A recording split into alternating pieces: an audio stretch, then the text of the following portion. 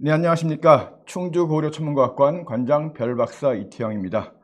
비 오는 주말 저녁입니다. 비가 오지만 구름 너머에는 별이 빛나고 있습니다. 매주 토요일 저녁 8시에 진행하는 충주고려천문과학관 주말 천문특강 별박사의 재밌는 별자리 여행.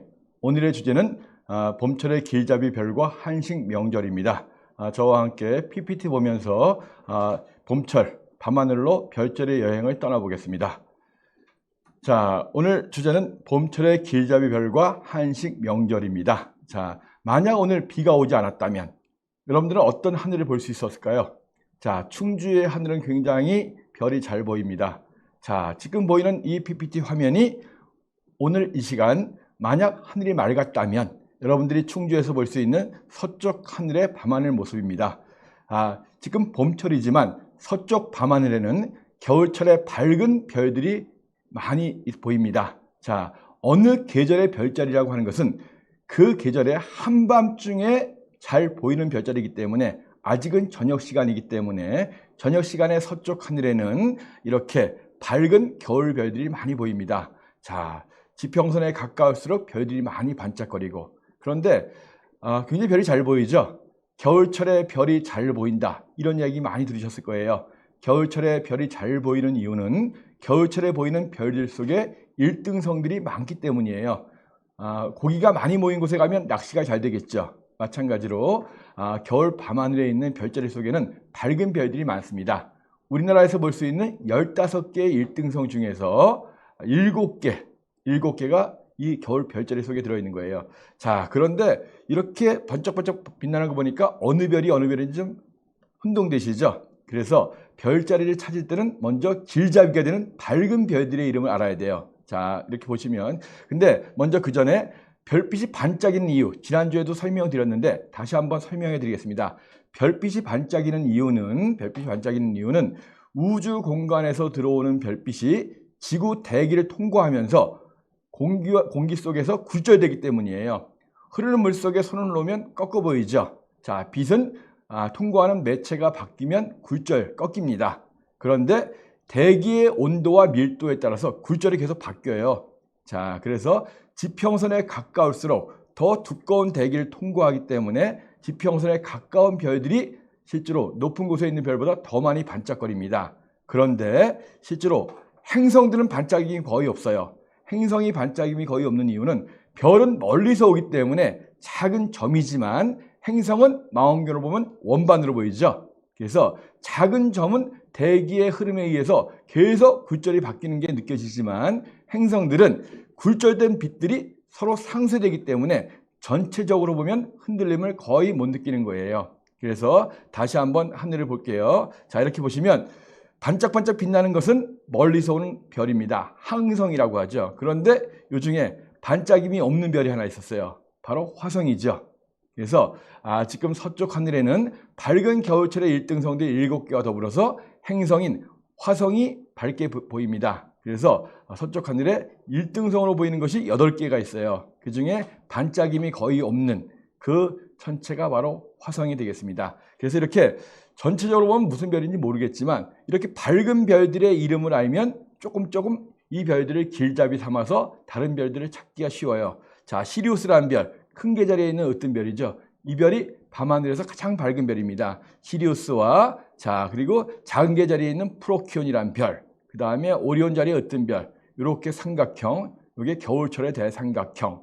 전체적으로는 이렇게 1등형들을 연결하면 이렇게 육각형이 되죠. 이걸 겨울철의 다이아몬드라고도 하는데 오늘 주제는 봄철이기 때문에 겨울철 이야기는 간단하게 할게요. 자, 근데 이 중에 보면 붉은색으로 보이는 별이 3개나 있어요. 화성, 황소 자리의 알데바란, 그리고 오리온 자리의 베텔게우스. 물론 붉은 별이라고 해가지고 완전히 붉게 보이는 건 아니고 우리 눈에는 거의 오렌지색으로 보입니다. 오렌지색으로 보이는데 빛이 흐리기 때문에 그래요. 이런 별들을 이렇게 붉은색으로 보이는 별이 3개가 있는데 왜 이런 별들은 붉은색으로 보일까요? 자, 실제로 일주일 전에도 제가 이 얘기를 했습니다. 일주일 전에는 화성이 좀 더 알데바란에 가까이 있었어요. 근데 일주일 동안에 이렇게 화성이 움직인 거예요. 화성이 태양을 도는 공전 주기는 687일, 거의 2년 가까이 되죠. 그러니까 687일 동안에 360도를 도니까 하루에는 약 0.5도씩 움직이는 거예요. 자, 서쪽에서 동쪽으로. 우리가 학교 다닐 때 서에서 동으로 공전한다는 거 배웠잖아요. 그래서 0.5도면 달 지름 정도입니다. 그래서 일주일 전에 비해서 화성이 알데바란에서 왼쪽으로 이만큼 움직인 거예요. 그래서 이제 며칠 지나면 계속 이렇게 움직여 가겠죠. 이렇게 화성이 움직이는 길을 우리가 이제 태양이 움직이는 길은 황도와 거의 같거든요. 그래서 그 사이에 있는 황소 자리, 그 다음에 쌍둥이 자리, 이런 별자리가 황도 12궁, 이런 뭐 많이 들어보셨죠? 자, 그러면 이렇게 화성이 계속 움직이고 있는데, 자, 이 세 개의 붉은 별이 왜 붉게 보이는지 다시 한번 설명해 드릴게요. 지난주에 이어서. 자, 화성이 붉게 보이는 이유는 뜨겁기 때문이 아니라 화성 표면에 붉은색의 흙들이 많기 때문이에요. 붉은색의 흙들이 많은 이유는 산화철 성분이 많기 때문입니다. 산화철, 쉬운 말로 하면 녹슨 철이죠. 철이 녹이 슬었을 땐 붉은색이 되잖아요. 철이 녹이 슬려면 뭐가 필요하죠? 네, 물이 아니라 산소죠. 산소와 철이 결합하면 녹이 씁니다. 그래서 과거에 화성에 산소가 좀 많았다, 이런 이야기도 많이 있거든요. 그래서 화성이 붉게 보이는 이유는 화성 표면에 산화철들, 녹슨 철 성분의 토양이 많기 때문에 그렇다는 이야기고, 그리고 나머지 두 개의 별들, 황소 자리의 알데바란, 오리온 자리의 베텔게우스라고 하는 이런 별들은 적색 거성이라고 합니다. 붉은색의 커다란 별이란 뜻이죠. 적색 거성은 거의 죽을 때가 되든 임종이 가까운 별이에요. 별들은 수명이 닿을 때가 되면 점점 부풀어 올라가지고, 부풀어 오르면 온도가 내려가겠죠. 공간이 넓어지면 온도가 내려가요. 자, 그래서 온도가 내려가면서 적색 거성이 됩니다. 그 중에 이 알데바란이라는 별은 태양과 질량이 비슷한데 지름이 태양보다 한 50배 가까이 돼요. 44배쯤 된다는데, 그래서 이것도 거의 죽을 때 가까워진 별입니다. 원래는 태양과 비슷한 노란색 별이었는데 점점 커지면서 적색 거성이 된 거고요. 그리고 오리온 자리의 베텔게우스, 굉장히 큰 적색 거성 중에서도 완전히 큰 적색 초거성이거든요. 이 별 같은 경우에는 질량이 태양보다 20배 이상 됩니다. 굉장히 무겁죠. 그러니까 부피가 부풀어 올랐을 때는 훨씬 더 커졌습니다. 이 베텔게우스의 현재 지름은 태양보다도 거의 800회쯤 된대요. 어느 정도나 하면 중심이 태양에 있으면 가장자리가 거의 목성에 있는 거예요. 그러면 그 안에 만약에 이렇게 부풀어 올랐다면 그 안에 있는 행성들은 다 잡아먹혔겠죠. 앞으로 한 50억 년이 지나면 태양도 적색 거성이 되는데, 그때가 되면 점점 부풀어 올라서 수성과 금성을 삼키고 지구와 거의 닿을 정도가 되겠다라고 이제 예상하고 있습니다. 아무튼 이렇게 요즘 밤하늘에 붉은색 별 3개가 보이는데 그 중에 반짝임이 없는 것은 화성이고요. 그 다음에 반짝임이 있는 2개 중에서 오른쪽에 있는 것은 황소 자리의 알데바란, 왼쪽에 있는 것은 오리온 자리의 베텔게우스라는 별입니다. 별 이름이 좀 어려워요. 참, 이런 이름들은 이 라틴어, 별자리 이름은 라틴어지만 별 이름들은 주로 이 아라비아어에서 기원됐기 때문에 우리한테 좀 생소합니다. 하지만 이렇게 이름 있는 별들이 많지가 않아요. 1등성 이름 15개 정도 우리나라에서 볼 수 있는 거. 그 정도만 알면 여러분들은 도사 소리 들어요. 그러니까 조금 힘들겠지만 이렇게 밤하늘과 친해지려면 별 이름, 밝은 별 이름 정도는 아는 게 좋아요. 친구와 친해지려면 이름을 알아야 되잖아요. 그래서 여러분들 좀 어렵겠지만 이렇게 1등성의 이름 정도는 알아주시기 바랍니다. 자, 근데 이렇게 별들의 색깔이 틀립니다. 다르죠? 다른 이유는 온도가 다르기 때문이에요. 아까 시리우스라는 별, 이 별은 약간 푸른기가 뜹니다. 푸른 기운이 느껴지기 때문에 이런 별들은 굉장히 온도가 높은 별들이에요. 그래서 파란색 쪽으로 갈수록 온도가 높고 붉은색 쪽으로 갈수록 온도가 낮습니다. 그래서 우리가 이제 스펙트럼을 찍어보면 푸른색 별부터 O형, B형, A형, F, G, K, M, 붉은색 별이 M형이라고 하거든요. 그래서 저희가 학교 다닐 때 외울 때는 Oh, be a fine girl, kiss me. 아름다운 여인이에요, 키스해주세요. 이렇게 이제 외웠던 기억이 납니다. 그래서 여러분들, 우리 태양은 노란색 별이에요. 표면 온도가 약 한 6,000도 정도 되는 노란색 별이기 때문에 G형 별이라고 하거든요. 시리우스 같은 경우는 거의 푸른색 별이기 때문에 O형에 가까운 별들이고, 아까 보셨던 알데바란이나 베텔게우스는 사실은 원래는 큰 별, 그러니까 이런 붉은색 별이 아니었는데 이런 색깔의 별들이 죽을 때가 되면 다 부풀어 올라서 붉은색이 됩니다. 그래서 보통 처음부터 태어날 때 붉은색 별들은 작아요. 이런 것들은 적색 외성이라고 하는데 거의 우리 눈에 보이지 않습니다. 하지만 이렇게 커져서 죽을 때가 된 적색 거성들은 굉장히 밝게 보이거든요. 물론 거리가 먼 것들은 흐려 보이겠지만, 그래서 우리 눈에 보이는 1등성 중에서 붉은색으로 보이는 별들은 대부분 적색 거성입니다. 다시 한번, 별들마다 자세히 보면 색깔이 다릅니다. 그 다른 이유는 표면 온도가 다르기 때문이다. 그래서 푸른색 빛이 뜰수록 온도가 높고 붉은색이 뜰수록 온도가 낮다. 다만 붉은색으로 보이는 밝은 1등성들은 대부분 다 죽음 임종이 가까워진 적색 거성이다. 물론 그 중에는 큰 것들은 적색 초고성이다 라고도 이야기할 수 있고요. 자, 그러면 오늘 저녁에 서쪽 하늘에 보이는 붉은 세 개의 별과 겨울철 별들을 이야기했고요. 자, 이제는 동쪽 하늘을 좀 볼게요. 자, 동쪽 하늘. 아까 봤던 서쪽 하늘에 비해서는 밝은 별들이 좀 적죠. 자, 겨울철에 별들이 워낙 밝은 별들이 많기 때문에 겨울만큼 화려한 밤하늘은 없습니다. 하지만 이 동쪽 하늘에 보이는 봄철의 별들, 자, 이제 봄이 점점 무르익으니까 봄철의 별자리들이 동쪽 하늘부터 남쪽으로 떠오르고 있습니다. 이 중에는 밝은 1등성들도 있죠. 자, 이 중에 1등성들, 우리가 아는 1등성들도 있고 잘 아는 북두칠성도 있어요. 자, 여기 보면 7개의 국자 모양의 별들, 북동쪽 하늘에 높이 올라온 북두칠성, 북두칠성이 높이 올라오면서 봄이 점점 무르익습니다. 그리고 밑에 보이는 1등성들, 목동자리의 아크투루스, 처녀자리의 스피커, 그리고 이 사자리의 레굴루스라는 별, 이 세 개의 1등성이 봄철 별자리 속에 있습니다. 오른쪽 위에 보이는 프로키오는 아까 겨울철의 별자리 속에서 봤던 작은 개 자리의 1등성이었죠. 자, 그래서 일단 봄철의 별자리를 익힐 때도 역시 길잡이가 되는 별들을 익혀야 돼요. 그래서 1등성들의 이름을 알아두는 게 좋고, 자, 봄철에는 어떻게 별자리를 찾을 수 있을까? 그 봄철의 길잡이 별들을 좀 설명해 드릴게요. 자, 제가 이제 그림을 좀 쉽게 그려놨습니다. 여기 보시면 북두칠성이 올라오고 있죠. 자, 북두칠성은 국자 모양의 별들이죠. 원래는 큰 곰자리의 엉덩이와 꼬리 부분인데 이걸 따로 떼어가지고 북두칠성, 서양에서는 빅 디퍼, 큰 국자라고 부르죠. 자, 이 국자 모양이기 때문에 옛날 사람들은 어떤 생각을 했냐면 이 국자의 겨울에는 이 국자가 북두칠성이 지평선 쪽에 있습니다. 이렇게 봄이 되면서 위로 올라오는 거거든요. 국자에서 하늘에 샘물을 담아서 올라오는 북두칠성이 점점 올라가다 보니까 이 안에 있는 담겨진 물들이 손잡이를 타고서 흐르는 거예요. 그것이 요즘처럼 오늘처럼 봄비가 되어 내린다 라고 옛날 사람들은 생각했습니다. 봄에 오면 비들이 소나기처럼 쏟아지는 것이 아니라 부슬부슬 내리잖아요. 옛날 사람들은 그 이유를 이렇게 북두칠성에 담겨져 있는 하늘 샘물이 손잡이를 타고서 흐르기 때문에 부슬부슬 봄비가 내린다고 생각을 했습니다. 자, 근데 손잡이가 좀 휘어져 있죠.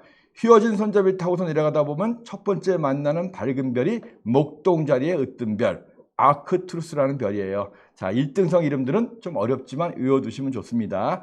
우리나라에서 보이는 1등성 15개니까 15개만 여러분들이 외워두시면 와, 정말 별 잘한다 이런 소리 들을 수 있으니까 조금 어렵더라도 아크투루스란 말 뜻은 곰을 감시하는 사람이다 하는 뜻인데 큰 곰절이 앞에 있어가지고 아크투루스, 곰을 감시하는 사람인 것 같은데요. 자, 봄비가 내려서 제일 좋아하는 사람이 누굴까요? 옛날 생각해 보세요. 자, 겨우 내내 가축을 갖다가 먹였던 목동이 봄이 되면은 들판에 소나 양을 쫙 풀어놓으면 겨울보다는 좀 쉬울 거 아니에요. 그래서 봄을 가장 좋아하는, 봄비를 가장 좋아하는 사람을 목동이다 라고 생각하면 북두칠성 손잡이 끝에서 내려오다가 첫 번째 만나는 별이 목동자리의 으뜸 별이라는 거 이해할 수 있습니다. 비가 좀 더 많이 내려요. 비가 좀 더 많이 내리니까 누가 더 좋아하겠어요? 자, 이제는 꽃도 피어나고 막 그렇습니다. 나물도 막 여기저기 많이 나오고, 그러니까 우리나라 옛날 노래도 있죠. 봄처녀 제오시네. 봄비를 좋아하는 두 번째 사람이 바로 처녀자리다 라고 생각하면 이렇게 북두칠성의 손잡이부터 휘어져 내려올 때 만나는 두 개의 밝은 1등성, 목동자리의 1등성, 처녀자리의 1등성, 봄비를 좋아하는 목동과 처녀를 기억하시면 좋을 것 같습니다. 처녀자리의 1등성은 스피카라고 불리는데, 스피카 뜻이 좀 이름도 스피커가 아니라 스피카예요. 보리 이삭이란 뜻이에요. 이 천여자리의 주인공이 이 대지의 여신 데메테르 또는 데메테르의 딸인 페르세포네라고 이야기하는데, 이 보리색을 가지고 올라오면서 봄이 시작된다, 뭐 이렇게 이제 이야기도 되기 때문에, 자, 아무튼 봄철의 별자리 찾을 때 이렇게 북두칠성을 중심으로 휘어진 손잡이를 따라서 목동자리와 천여자리에 이어진 이 곡선을 봄철의 대곡선이라고 부릅니다. 그리고 자, 목동과 천여, 봄비를 느끼는 건 사람이지만 사람보다 먼저 봄을 느끼는 것은 동물들이죠. 봄에 대해서 사람들이 아직은 기지개를 피기 전에 동물들이 막 겨울잠을 깨고서 막 뛰어다닙니다. 누가 제일 좋아하겠어요? 자, 동물 잡아먹는 백세의 왕 사자가 사람들보다 먼저 봄을 느끼고 앞에 나왔습니다. 그래서 목동과 천여와 두 별과 삼각형을 이루는, 정확한 삼각형을 이루는 곳에 사자의 꼬리별이 있어요. 사자가 사람보다 먼저 봄을 느끼고 나왔다라고 생각하면 됩니다. 근데 따지기 좋아하시는 분들은 봄, 여름, 가을, 겨울이 있는 곳에 사자가 어디 있어? 사자는 밀림에만 살기 때문에 거기는 계절의 변화가 없어, 이렇게 말씀하실 수도 있지만 그냥 이해하기 쉽게 제가 이제 길잡이 별들을 말씀드리는 거예요. 목동과 천여보다 앞쪽으로 사자의 꼬리별이 있습니다. 데네볼라. 원래 이 아라비아 말로 데네브란 말이 많이 나오는데, 데네브는 꼬리란 말이에요. 이 사자의 꼬리에서 데네볼라라고 부릅니다. 자, 그래서 이렇게 삼각형을 봄철의 대삼각형이라고 부릅니다. 그런데 이 목동과 천여의 으뜸별들은 1등성이지만 사자의 꼬리별은 2등성이에요. 사자의 1등성 레굴루스는 앞쪽에 있습니다. 자, 이렇게 해서 봄철의 대삼각형 찾으면 되고, 그리고 조금 더 길잡이별을 찾아보면 이 삼각형을 조금 더 위로 북두칠성 쪽으로 연장하면 이렇게 사각형 다이아몬드 모양이 나와요. 이것을 봄철의 다이아몬드라고 하는데, 이 끝에 있는 별이 2등성에서 3등성 사이인데 이 별이 사냥개 자리입니다. 자, 목동이 사냥개를 끌고, 자, 이 큰 곰이 가축을 노리는 걸 지키고 있다, 이렇게 생각할 수도 있어요. 그래서 다시 한번 봄철의 대곡선, 그 다음에 목동, 천여, 사자에 이어지는 봄철의 대삼각형, 그리고 사냥개 자리까지 이어지는 봄철의 다이아몬드, 이렇게 기억하시면 별자리 찾는 데 좀 도움이 됩니다. 근데 목동은 이렇게 전체적인 모양이 아크투루스 옆으로 오각형이 있어가지고 날리는 연처럼 생겼어요. 찾기가 어렵지 않습니다. 사자 자리는 이렇게 앞쪽으로 물음표 돌려놓은 모양도 있고 해서 사자가 근엄하게 이렇게 앉아있는 모습, 대충 연상이 돼요. 그런데 제일 힘든 것 중에, 연상이 안 되는 것 중에 하나가 천여 자리예요. 천여 자리가 이 대지의 여신 데메테르나 뭐 그 딸인 하데스의 부인인 페르세포네라고 얘기하는데, 도저히 이 안에서 사람을 찾는 게 어렵거든요. 그래서 제가 천여 자리에 있는 작은 또 길잡이 별들을 좀 더 설명해 드릴게요. 자, 이게 천여 자리인데요. 별들이 선을 연결시켜 놓으니까 그럴듯하게 보이지만 사실은 거의 그렇지 않아요. 그냥 모양만 보면 저는 이 천여 자리를 볼러라고 합니다. 볼링 치는 여인. 그래서 이 스피커가 볼링 공이에요. 한 손 내밀고 볼링 공을 뒤로 이렇게 넘겼다가 촥 하기 전에, 지금 라인에 볼링을 던지기 전에 막 자세 잡고 있는 그런 모습으로 저는 상상을 하는데, 자, 아무튼 이 천여 자리의 모습을 찾으려면 이 안에서 자그마한 길잡이들을 찾으면 됩니다. 그 중에 하나가 바로 뭐냐 하면 천여의 작은 다이아몬드. 자, 아까 아크투루스하고 스피커 데네볼라 연결해가지고 봄철의 대삼각형이었죠. 그리고 이 위로 다이아몬드를 연결한 것이 봄철의 다이아몬드였는데, 그 밑에 쪽으로 이렇게 천여 자리 안에 작은 다이아몬드가 있습니다. 이 작은 다이아몬드를 연장하면 큰 다이아몬드가 되는 거고요. 그래서 천여 자리 안에서 작은 다이아몬드 찾으시고, 그 다음에 천여 자리에서 이렇게 Y자 모양, 다 스피커를 중심으로 해요. Y자 모양, 천여 자리의 Y라고 이야기하고, 그 다음에 자, 칵테일 잔처럼 생겼습니다. 칵테일 잔처럼. 그래서 이 여신은 칵테일을 좋아하는구나, 이렇게 생각해서 여기서 칵테일 잔을 찾으시면 돼요. 이렇게 하면은 조금 더 천여 자리의 모습을 찾기가 쉽습니다. 그래서 천여 자리의 다이아몬드, 그 다음에 Y, 컵 찾으시고, 전체적으로는 이렇게 볼러, 스피커를 볼링공이라고 생각하시면 좀 더 이해하기 쉬울 것 같습니다. 자, 이런 생각을 가지고 이제 보는 거예요. 자, 처음에는 다 그 별 같았어요. 그런데 이 속에서 여러분들이 길잡이별을 지금 배웠거든요. 길잡이별을 통해서 하나하나 찾아보겠습니다. 자, 북두칠성이 위에 있죠. 손재기가 휘어져 내립니다. 첫 번째 만나는 밝은 별, 목동 자리에 아크투루스. 봄비를 제일 좋아하는 목동, 그 다음이 천의 자리에 으뜸 별. 지평선에 가까울수록 많이 반짝거리고 있죠. 이것이 봄철의 대곡선이고요. 그 다음에 정삼각형 모양의 위치에 사의 자리에 꼬리별, 데네볼라가 있고, 그리고 이렇게 다이아몬드 모양 끝에 있는 것이 사냥개 자리. 그죠? 천의 자리로 넘어와서 천의 자리에 자그마한 다이아몬드 모양 보이죠? 그죠? 그 다음에 여기에 이렇게 Y자도 보이고, 그 다음에 칵테일잔도 보이고, 이런 식으로 해서 밝은 일등성 이름들 아시고 각 계절마다 중요한 길잡이 별들을 찾으시면 여러분들은 별자리를 찾는데 도사가 될 수 있습니다. 그런데 일등성들은 시골 하늘에 온다고 더 잘 보이는 거 아니에요. 물론 잘 보이긴 하겠지만 저는 강원도 산골 아니지만 저는 강원도 사람이에요.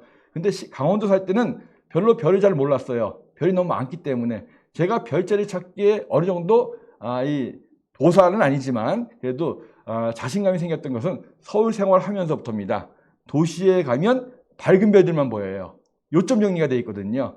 그래서 이렇게 밝은 일등성 같은 길잡이 별들을 도시의 하늘에서 찾으시고, 그리고 충주 같은 시골에 오시면 맑은 하늘 속에서 길잡이 별들을 중심으로 그 주변에 있는 작고 희미한 별들을 같이 찾아주시면 됩니다. 자, 봄철의 중요한 길잡이 별들. 자, 아까 말씀드렸던 것처럼 북두칠성서부터 이어지는 봄철의 대곡선, 봄철의 정삼각형, 봄철의 다이아몬드, 그리고 천의 자리 안에 있는 작은 다이아몬드와 칵테일잔을 찾아보시면서 여러분들 봄철의 별자리 여행 해보시고요. 자, 좀 어렵다고요? 충주 고구려 천문과학관을 오십시오. 저희 해설사분들이 밤하늘을 레이저 포인트를 가리키면서 이런 별자리들을 다 설명해 드릴 겁니다. 자, 아름다운 밤하늘 충주에서 한번 느껴보시기 바라고요. 자, 그리고 이제는 조금 다른 이야기를 해줄게요. 내일이 24절기 중에 하나인 청명이란 날이죠. 여러분들 24절기 뭐 많이 들어보셨죠? 태양이 지나는 360도의 길을 황도라고 하죠. 이 태양이 지나는 360도를 24개로 나눈 것이 바로 24절기입니다. 그래서 자, 360도를 24개로 나눴기 때문에 한 절기당 간격은 15도씩이에요. 그래서 청명은 춘분에서부터 15도 떨어져 있는 지정인데 우리가 24절기를 입춘에서부터 시작을 하잖아요. 입춘에서 시작하니까 입춘, 우수, 경칠, 춘분, 청명. 자, 24절기 중에서 5번째에 해당되는 것이 청명입니다. 춘분을 기준으로 했을 때 현대의 천문학에서는 하늘의 기준점을 춘분으로 잡고 있습니다.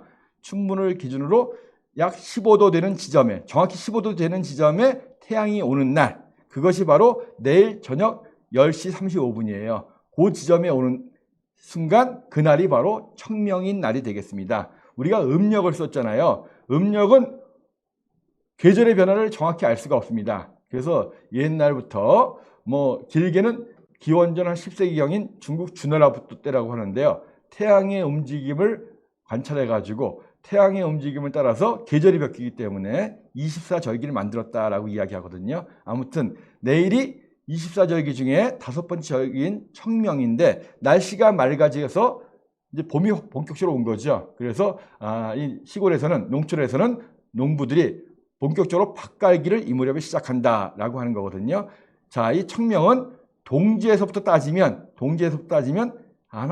자, 각도로 치면 여기까지가 90도잖아요. 춘분까지가. 90도에서부터 15도 더 갔으니까 105도 되는 지점을 태양이 통과하는 날입니다. 청명은 이 입춘서부터 따졌을 때 5번째 절기이면서 이 춘분부터는 15도 떨어져 있고 동지가 되는 지점에서는 105도 되는 지점에 태양이 온 날인데, 자, 제가 이렇게 청명 얘기를 많이 하냐면, 자, 청명 다음 날, 그러니까 다음 주 월요일이죠. 그날이 바로 한식이라는 거예요. 여러분들은 지금 한식은 별로 그렇게 신경 안 쓸 거예요. 그렇지만 과거에 우리나라 4대 명절 중에 하나가 바로 한식이었어요. 그 중에 설날과 추석은 잘 아시잖아요. 음력 1월 1일, 해가 바뀌는 설날, 음력 8월 15일, 자, 한가위, 추석이죠. 그거 말고 2번의 명절이 더 있는데 그 중에 하나가 한식이고 또 하나가 단오입니다. 단오. 춘향전 얘기할 때 보면 단오 나오죠. 음력 5월 5일이 바로 단오예요. 그런데 이 4대 명절 중에서 한식. 자, 이날은 찬 음식을 먹는 날이라고 많이 알려져 있는데 한식만은 음력이 아니에요. 4대 명절 중에서 유일하게 양력으로 되어 있는 명절이 바로 이 한식입니다. 그럼 한식이 어떻게 정해지느냐? 한식은 동짓날을 기준으로 105일째 되는 날이에요. 자, 동짓날에서부터 105일째 되는 날이 바로 이 한식입니다. 동지가 보통 12월 20일이나 21일이거든요. 그래서 이 한식은 보통 4월 4일에서부터 6일 사이에 들어옵니다. 자, 보통 기본 윤달의 경우에는 하루가 빨리 오는 거고 윤달이 없을 때는 좀 하루 뒤로 밀리긴 하거든요. 아무튼 한식이 청명 다음 날이거나 같은 날이거나 거의 합니다. 자, 그래서 보통은 청명과 한식과 식목일이 거의 같이 와요. 그런데 청명은 한식보다 먼저 올 수 있어도 한식이 청명보다 먼저 오진 않습니다. 오늘 그 얘기 좀 해드리려고 그래요. 자, 한식은 차가운 음식을 먹는 날인데 원래 여러 가지 기원 이야기가 있는데 옛날에는 불을 굉장히 중요시 여겼죠. 그래서 불을 꺼트리면 안 됩니다. 그래서 겨우 내내 우리가 얼마나 이 추운 곳에서 불에 의존하고 살았습니까? 그래서 매년 이렇게 한식 때가 되면 1년 동안 써왔던 불을 끄고 새로운 불을 지피는 거예요. 그래서 새로운 불을 켠다라고 해서 개화의식을 하는데 묵은 1년 동안 썼던 불을 끄고 새로운 불을 지피면서 그날만큼은 이 찬 음식을 먹으면서 개화의식을 한다는 거예요. 그래서 한식, 찬 음식을 먹는 날로 알려져 있는 4대 명절 중에 유일하게 음력이 아는 그런 명절이 한식인데, 자, 제가 조금 이제 이것이 어려울 수도 있어요. 태양이 황도를 따라서 한 바퀴 도는 게 1년이죠. 자, 황도는 360도입니다. 1년은 며칠이죠? 365일이죠. 365일 동안 360도를 도니까, 그죠? 하루에 움직이는 각도가 1도가 좀 안 돼야 되죠. 그죠? 그러니까 365일 동안에 360도를 도니까 아주 약간, 그래서 나눠보면 평균 하루에 1도가 좀 안 되는 0.986 점점점점 이렇게 이제 태양이 하늘에서 움직입니다. 그러면 생각해 보세요. 자, 105도를 움직이려면 105도 되는 지점이 어디예요? 청명이었죠. 자, 105도를 움직이는 날과 한식은 105일째 되는 날이에요. 하루에 1도를 못 움직이니까 자, 105도를 움직이려면 105일이 조금 더 걸려야 되는 거예요.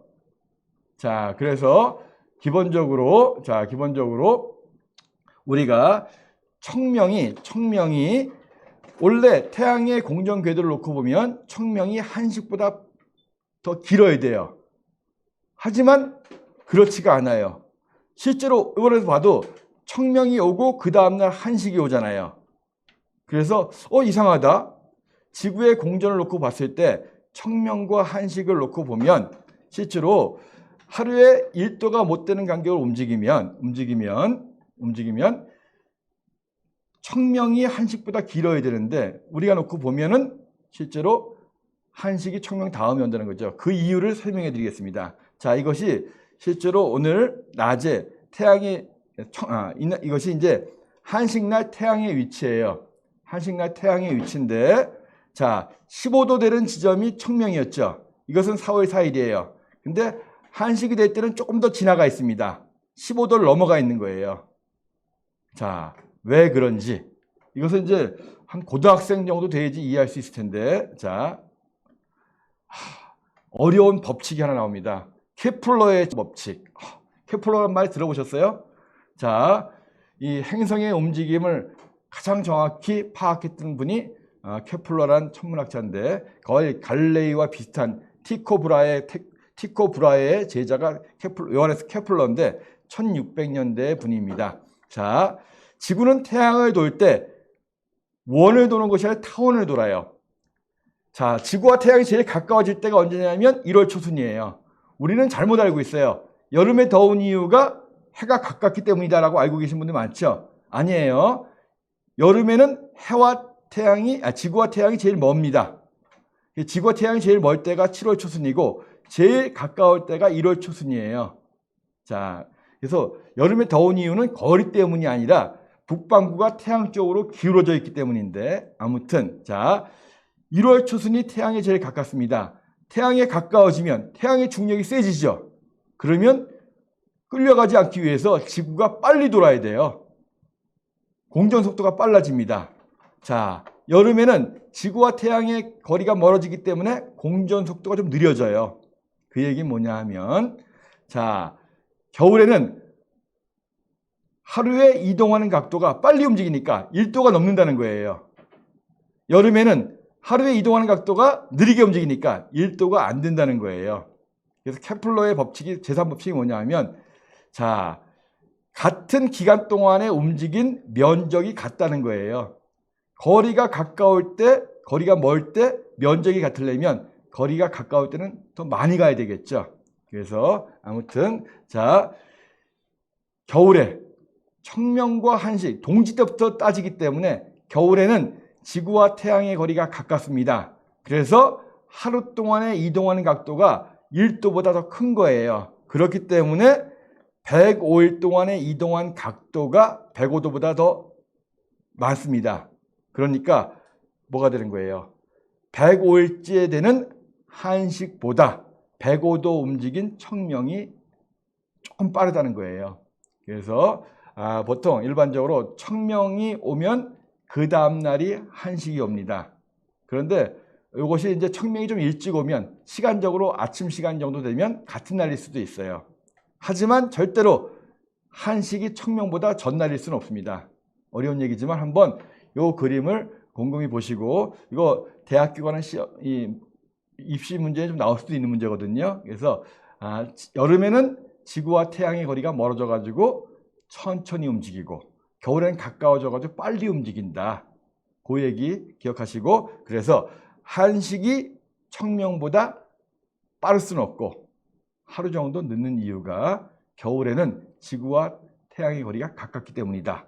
하루에 이동하는 각도가 1도가 넘기 때문이다 하는 것들을 이해하시기 바라고요. 좀 어려웠습니다. 이거 몇 번 보셔야 될 거예요. 그리고 끝으로 마지막으로 한 가지 더 이야기해 드릴 건, 이제 돌아오는 다음 주에는 새벽 하늘을 좀 주셔야 돼요.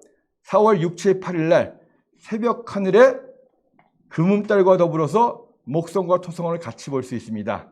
이때 해 뜨는 시간이 아침 6시 10분경이고 목성과 토성이 뜨는 시간이 4시쯤 되거든요. 그러니까 5시경에 자, 해 뜨는 방향, 동쪽 방향을 보면 금음달이 예쁘게 보일 거고, 그 옆으로 제일 밝게 빛나는 것이 목성, 그리고 바로 옆에 있는 밝은 별이 토성입니다.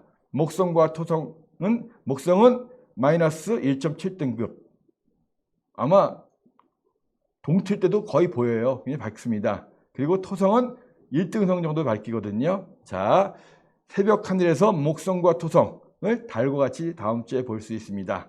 자, 5시경이 가장 좋은 시간이고요. 자, 태양계 위치를 보면, 자, 지구 바로 옆에 달이 있습니다. 달이 이제 금음달이기 때문에 태양 쪽으로 가고 있거든요. 자, 이 오른쪽으로 목성과 토성이 보이죠. 목성이 공전하는 주기는 12년, 토성은 거의 29년이에요. 그러니까 지구가 움직이더라도 목성과 토성은 거의 그 위치대로 있습니다. 자, 다음 주에는 금음달이 목성과 토성 사이를 통과하지만, 자, 지구가 이렇게 좀 더 움직이면, 자, 여름쯤이 되면 태양의 반대편 쪽에 목성과 토성이 있어요. 그러면 보름달이 목성과 토성 사이를 지날 겁니다. 그리고 반대쪽 가을이 되면 자, 목성과 토성이 저녁 하늘에 보여요. 그러면서 초승달이 두 행성 사이를 통과하게 될 겁니다. 자, 아무튼 요즘 새벽 하늘에 보이는 목성과 토성, 올 여름부터는 저녁에도 볼 수 있게 되거든요. 자, 목성과 토성 사이를 다음 주에 금음달이 통과한다. 새벽에 일찍 일어나신 분들, 목성과 토성 사이에 통과하는 예쁜 금음달 같이 보시기 바랍니다. 자, 그러면 이상으로서 제가 얘기를 마치고요. 자, 그동안 오늘 충주 고구려 천문과학관 이 별박사의 재밌는 별자리 여행 한 30분 정도 같이 해주신 여러분들 감사합니다. 자, 봄철에 별자리 찾는 방법, 길잡이별과 더불어서 붉은 세 개의 별이 같이 보이는 것, 서쪽 하늘 이야기도 해드렸고요. 그리고 다음 주에 새벽 하늘에 보이는 달과 두 목성, 토성 이야기도 해드렸습니다. 이야기 듣는 것보다 실제로 보는 게 훨씬 낫죠. 자, 별박사와 함께 별 보시고 싶으신 분들, 그리고 저희 이 충주고를 천문과학관의 이 별자리 해설하시는 분들이 굉장히 재밌게 잘하십니다. 제가 해드리는 이야기들 실제로 밤하늘에서 직접 느껴보시려면 충주고를 천문과학관에 오시기 바랍니다. 코로나 상황이기 때문에 많은 분들을 모실 수는 없어요. 한 번에 20분 정도씩 저희가 관측을 해드리거든요. 자, 주말 되면 8시, 9시, 9시 반 저녁 시간에 관측할 수 있고요. 낮에도 2시부터 저희가 문을 열고 있습니다. 낮에는 태양 관측을 할 수 있거든요. 자, 충주에 오셔가지고 충주의 아름다운 밤하늘도 보시고요. 충주에 좋은 먹거리도 많고 볼 때도 많습니다. 충주 한번 놀러 오시기 바랍니다. 별박사의 재밌는 별자리 오늘 유튜브 영상 마치고요. 다음 주 토요일 날 다시 뵙겠습니다. 감사합니다.